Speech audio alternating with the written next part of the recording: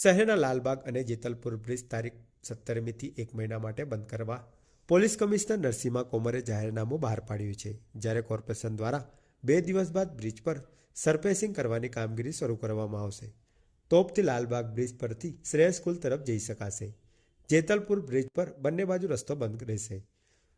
Vadodara corporation દ્વારા વિવિધ વિસ્તારોમાં આવેલા બ્રિજ અને ફ્લાયઓવર પર માસ્ટિક સરફેસિંગ પાછળ ₹32 કરોડનો ખર્ચ થનાર છે.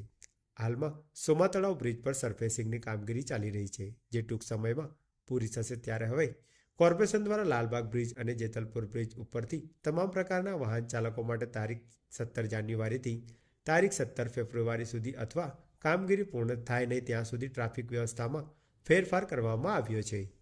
જેતલપુર બ્રિજ ચકલી સર્કલથી વલ્લભ ચોક સર્કલથી જેતલપુર બ્રિજ ઉપરથી ભીમનાથ નાકા તરફ વાહનોને પસાર થવા પર પ્રતિબંધ મૂકવામાં આવ્યો છે. તેની સામે વૈકલ્પિક વ્યવસ્થા જેતલપુર બ્રિજ અંડરપાસ અને અલકાપુરી ગરનાળા દાંડિયા બજાર બ્રિજ થઈ વાહનની અવરજવર થઈ શકશે.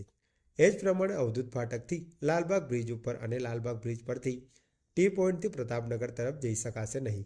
તેની સામે અવધૂત ફાટકથી માજલપુર સ્મશાન 4 રસ્તા, માજલપુર ગામ સરસ્વતી 4 રસ્તા, તુલસીધામ થઈ તેમજ અવધૂત ફાટકથી લાલબાગ બ્રિજ નીચે મોતીબાગ તોપ સુધી અને મોતીબાગ તોપથી લાલબાગ બ્રિજ ઉપર શ્રેય સ્કૂલ 3 રસ્તા થઈ જે તે તરફ જઈ શકાશે. કોર્પોરેશન દ્વારા માસ્ટિંગ સરફેસિંગની કામગીરી તારીખ 20 અથવા 21થી શરૂ કરવામાં આવનાર છે. ત્યારે લાલબાગ બ્રિજ પર એક તરફનો રસ્તો ચાલુ રહેશે, પરંતુ જેતલપુર બ્રિજ પરનો બંને બાજુનો રસ્તો બંધ રહેશે તેમ જાણવા મળે છે.